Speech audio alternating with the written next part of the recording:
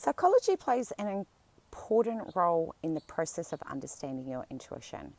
We all know that intuition is an involuntary response that is sending and relaying information back to us that comes through as a response from our internal and external world that is expressed through our senses.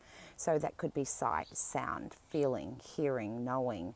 And it can also be, for some people, the activation of a scent or a smell.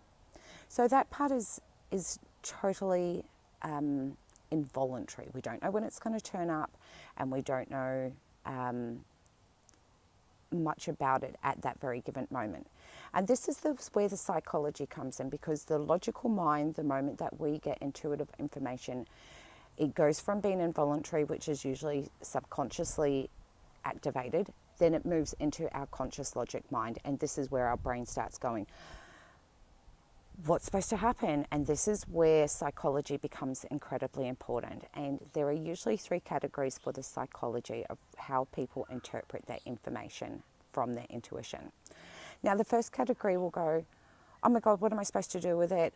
I'm not sure what I'm supposed to do. I don't understand it. And then they start freaking out. And once they reach that point, that triggers off self-doubt, all of your fears, not feeling good enough, not sure what you're supposed to do with it. And if you stay there for too long, what's going to happen is you end up tormenting your own self and torturing yourself, because you have just clicked straight back into those fears and doubts.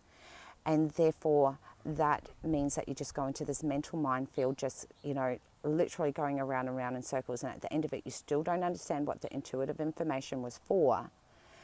And you feel now exhausted. And that's because of the psychology. The second category is those people that know that they have intuition, but they don't know and they don't care. And that's perfectly fine. The third category is that group of people that are curious. They understand this intuitive information is coming through. They also understand that they are learning about their intuition.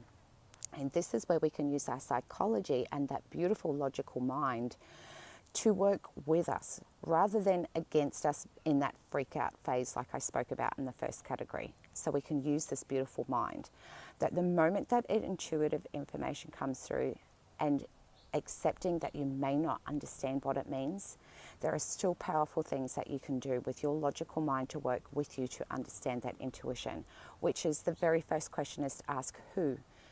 Who is that intuitive information for? Is it for you, or is it about someone else? Because once you can define that, then that closes down a category. The next is then being able to ask the question, how? How is this information supposed to help someone? If you're not sure what that is, then move on to the next question, which is, what is this information about? Look to see if there's a current theme. Is that intuitive information giving you a warning? Is it giving you answers to a question you may have asked the other day?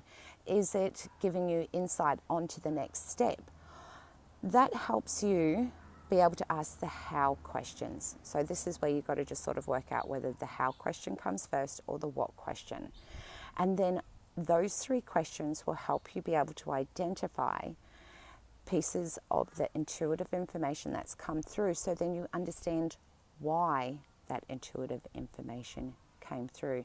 And this is how we can use our psychology to work beautifully with our intuition, rather than letting our psychology and logical mind drive us crazy. So I hope this has really helped. I'd love to hear your feedback, and if this is something that you think could help others, please feel free to share. Much love to you all.